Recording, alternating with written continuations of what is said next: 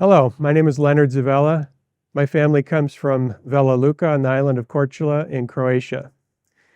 I'm standing in front of the commercial fishing vessel Emancipator here at Fisherman's Terminal in Seattle, Washington. We're here today to talk with Ray Fadich about his book called The Big Run: Life Aboard a Salmon Seiner. The book chronicles Ray's experience as a crew member aboard this boat in the summer of 1958. Now, coming from a Croatian fishing family myself, and having worked for 10 seasons aboard boats just like this one, I can attest to the fact that Ray has truly captured the fishing experience from the point of view of a deckhand.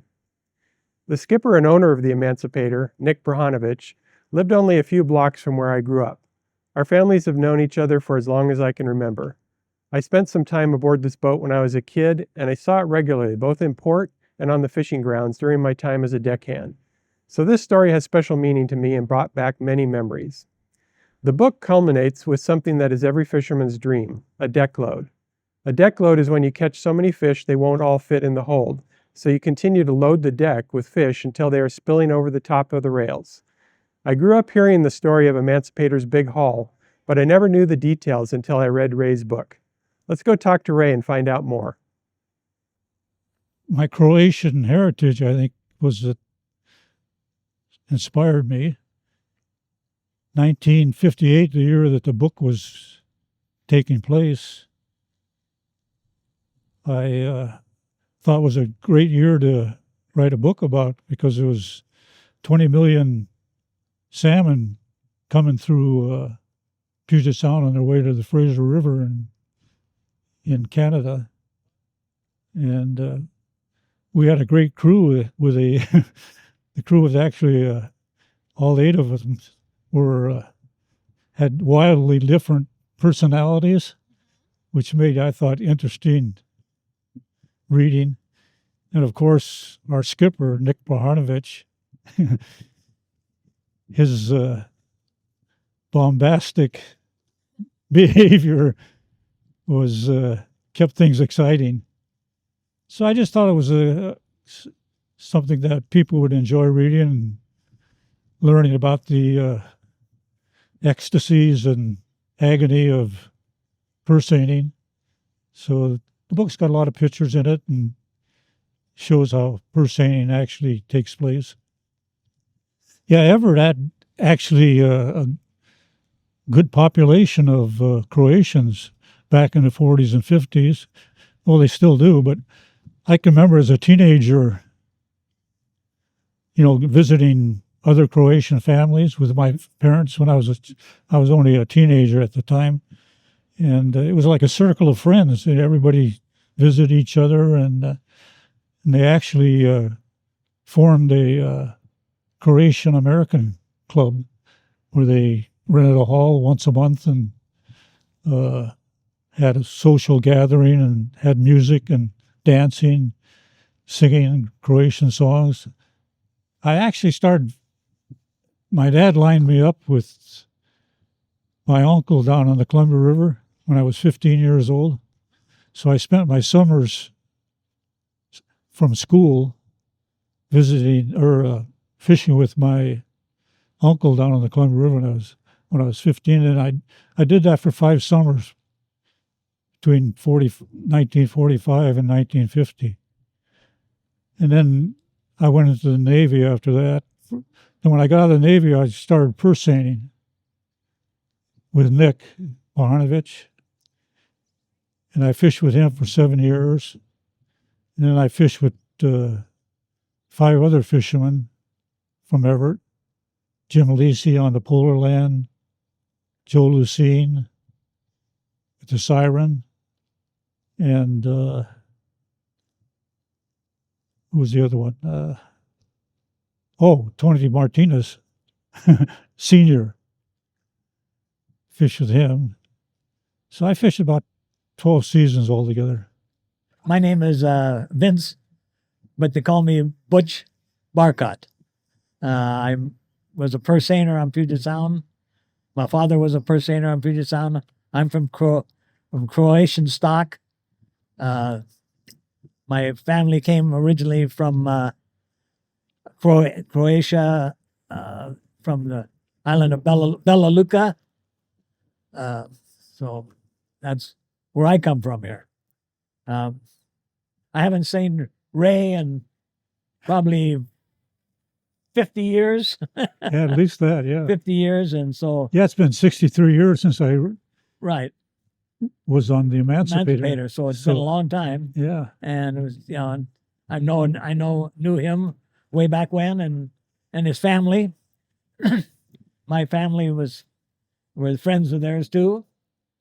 But anyway, I'm here to talk about the day of the big catch, and about Nick Bohanovich. He was quite some character, wasn't he? Yeah, he was. It took me a while to get used to him. The first year I fished with him, and I finally figured out he was just a big bag of wind. But he had his behavior was kept things exciting on the boat. He always came up with something to lower our morale. Yeah. Well, I remember that year a little bit, and I remember that during that whole season prior to that big day, that Nick was just knocking the socks off of him. Everywhere he went, he was catching fish and having a really big season. Yeah, we had a great season in 1958. Of course, what really highlighted the season was the big catch in Point Roberts, where we caught 15,000 sockeye in one day in one set of the net. Yeah. And I was in the skiff at the time, and I remember we got corked. The first set we made, we got corked, so we had to pick up the seine and start again. And so we went to a different place, and we set right next to the Freeland, Tony Martinez's boat. And I was in the skiff towing, and I was thinking, you know, doesn't look like we're going to get much on this guy. I didn't see any signs. And so we closed up, and geez, it was unbelievable. Like a big circle of, inside the seine, like a big circle of boiling water with 15,000 sockeye in there.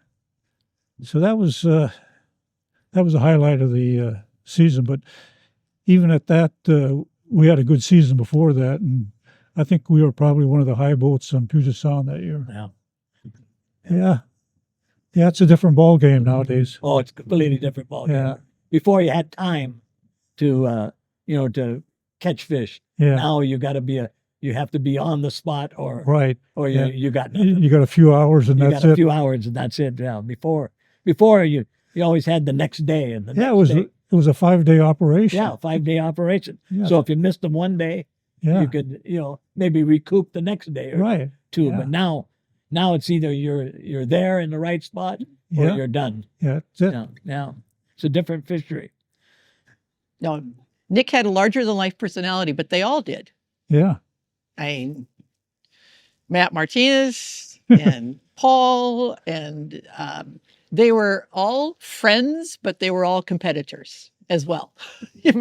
Because they were out. I mean, when you have limited fish, who's going to catch it? Yeah, it was every man for himself when you got out there on the fishing grounds. Yeah. On the dock, you could be real friendly, but That's a good way to put different it. story when you get Yeah. out there. Yeah, I know there were guys on board on deck that were saying, "Don't close up yet. They're still coming in." But he said, "Hey, whatever's in there is in, and we don't need any more." Right. You wouldn't have been able to pack them anyway, right? Actually, we should have let a couple thousand go. Yeah, because you had them Then all the way. we're taking a heck of a chance.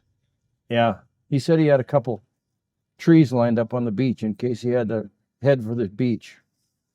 He had a couple A what? couple trees lined up so he could head right in between them and beach it if you were going down. I didn't know about that. He told me that. He said he had them lined up just in I case. thought we just used the skiff as a Yeah, but then you would have. lifeboat. I think he was concerned about the product on board a little bit. Yeah. He didn't seem too worried. No, but it was a little bit windy going back, right? Were you It was a little choppy. choppy? Yeah. We're coming down the straight, and it was actually the wind was coming from our stern. was northerly wind, so it was kind of, we were taking a chance. Took a little bit of a chance. Yeah. You took a little bit of a chance just going out that day. Yeah, this stern was all underwater. Yeah, we lucked out.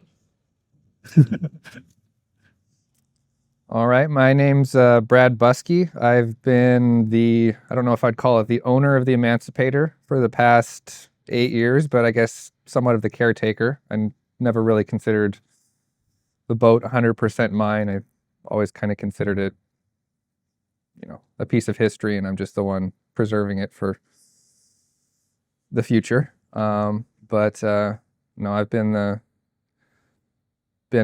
running it, working on it for the past 8 years. I've known the boat my entire life. My earliest memories of the boat are at my dad's fish plant up in Everett and LaConner, unloading fish off this boat back when I was about yay tall.